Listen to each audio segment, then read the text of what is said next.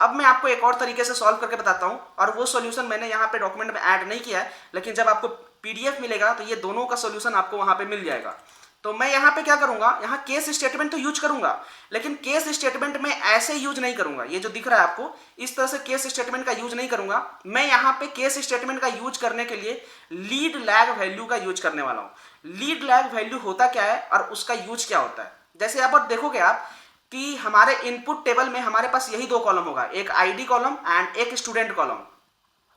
ID में अगर odd है तो हम क्या कर रहे हैं, हम आगे वाले वैल्यू को, मतलब लीड वैल्यू को हम आगे लेके आते हैं। लीड वैल्यू जो आगे का वैल्यू होता है वो होता है, और लैग वैल्यू जो पीछे का वैल्यू होगा। तो लीड वैल्यू को हम क्या कर रहे हैं, लेके आते हैं, आगे के वैल्यू को पहले लेके आना है। तो मैं यहां पे लिखूंगा कि अगर हमारा यहाँ पे ऑड है, ठीक है, यहाँ पे सॉरी, यहाँ पे इक्वल टू 0 है, इसका मतलब ये इवन है। अगर इवन है तो हमें लैग वैल्यू चाहिए, तो मुझे यहाँ पे लिखना पड़ेगा लैग, एंड लैग फंक्शन में हम लोग क्या करते हैं, जिस आईडी पे हमें लगाना है वहां पे ये लिखते हैं। तो मैं इसको आईडी लिखूंगा यहाँ पे, लैग आईडी और कॉमा 1। इससे ये होगा कि एक ही आईडी आगे का वैल्यू आगे लेके आएगा, मतलब पीछे लेके आएगा, पीछे का वैल्यू जो होगा वो यहाँ आ जाएगा, मतलब कि 2 जो है उसके सामने 1 आ जाएगा। अब हम लिखेंगे यहाँ पे ओवर एंड ऑर्डर बाय, और ऑर्डर बाय में मैं यहाँ पे लिखूंगा आईडी। आईडी के ऊपर ही हम क्या करेंगे, ऑर्डर करेंगे, क्योंकि सीट जो है वो हमारा सीक्वेंस में है, तो ये करेंगे।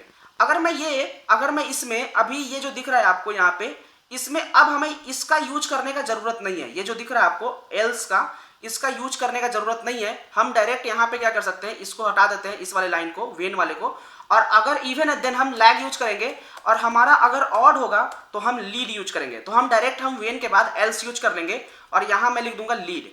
अब लीड में लिखूंगा आईडी कॉमा 1, अब ओवर लिख के एंड मैं यहां पे लिखूंगा ऑर्डर बाय आईडी। अब एक चीज मैं दिखाना चाहता हूं आपको कि इसमें एक एरर आएगा, जो लास्ट वैल्यू होगा उसके लिए एरर होगा, वहां पे नल वैल्यू आएगा। उसको कैसे हम हैंडल करेंगे वो मैं आपको यहां पे बताने वाला हूं। अगर आप देखोगे अभी हमारा यहां से लेके यहां तक का जो वैल्यू है वो सही आ रहा है, जैसे मैंने अभी बोला था आपको कि लास्ट वैल्यू में नल आएगा, वो नल दिख रहा है। अब इस नल के जगह पे हमें आईडी आना चाहिए, सेम आईडी। तो इसके लिए लीड या लैग फंक्शन में एक डिफॉल्ट वैल्यू हम डाल सकते हैं, और इसके जगह पे हम क्या करेंगे, यहाँ पे इसके जगह पे आईडी के जगह पे हम यहाँ पे कॉमा लगा के और आईडी कर देंगे। और ये जो वैल्यू है ना, ये आपको यहाँ से नल वैल्यू को हटा देगा, और अब आपको यहाँ पे वैल्यू 7 मिल जाएगा, जो कि आप देखोगे अगर मैं दोनों क्वेरी को एक साथ रन कर दूं तो दोनों का जो आउटपुट होगा वो सेम होगा। अब दोनों का आउटपुट आपको यहाँ पे सेम देखने को मिल रहा होगा। तो इस तरह से हम इस प्रॉब्लम को सॉल्व करेंगे। ये बहुत ही अच्छा क्वेश्चन है, बहुत ही आपको लॉजिक यूज करना है इसमें। तो अगर आप इस क्वेश्चन को सॉल्व कर पा रहे हो तो काफी अच्छा है, अगर आप नहीं सॉल्व कर पाते हो तो स्टेप बाय स्टेप फॉलो करो।